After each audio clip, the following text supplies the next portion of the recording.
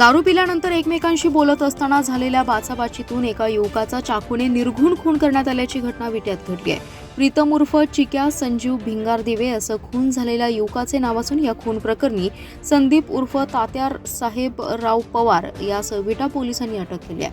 भर दिवसा विट्यात एका युवकाचा निर्घृण खून झाल्याने विटा परिसरात खळबळ उडाली आहे. या प्रकरणी मृताची पत्नी गीता प्रीतम भिंगारदेवे यांनी विटा पोलीस ठाण्यात फिर्याद दिली आहे. विटा मायनी रस्त्यालगत असणाऱ्या पृथ्वीराज वाईन शॉप समोर दुपारी 1:30 वाजण्याच्या सुमारास प्रीतम उर्फ चिक्या भिंगारदेवे आणि संदीप उर्फ तात्या पवार यांच्यात किरकोळ कारणावरून वादावादी सुरू झाली. त्यावेळी झालेल्या बाचाबाचीतून रागाने चिडून संदीप उर्फ तात्या पवार यांनी मोटरसायकलला अडकवलेल्या पिशवीतील चाकूने फिर्यादीचे पती प्रीतम उर्फ चिक्या याच्या पोटात भुकसून गंभीर जखमी करून त्याचा खून केला.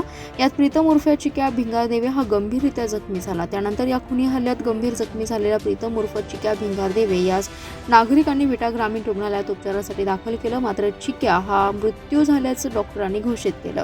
दरम्यान या घटनेची माहिती मिळताच पोलीस निरीक्षक शरद मेमाने आणि सहाय्यक पोलीस निरीक्षक जालिंदर पळे यांनी पोलीस पथकासह घटनास्थळी धाव घेत पाहणी करून पंचनामा केला. या खळबळजनक खुनाच्या घटनेनंतर विटा पोलिसांनी तातडीने आरोपी संदीप उर्फ तात्या पवार यास ताब्यात घेतलाय.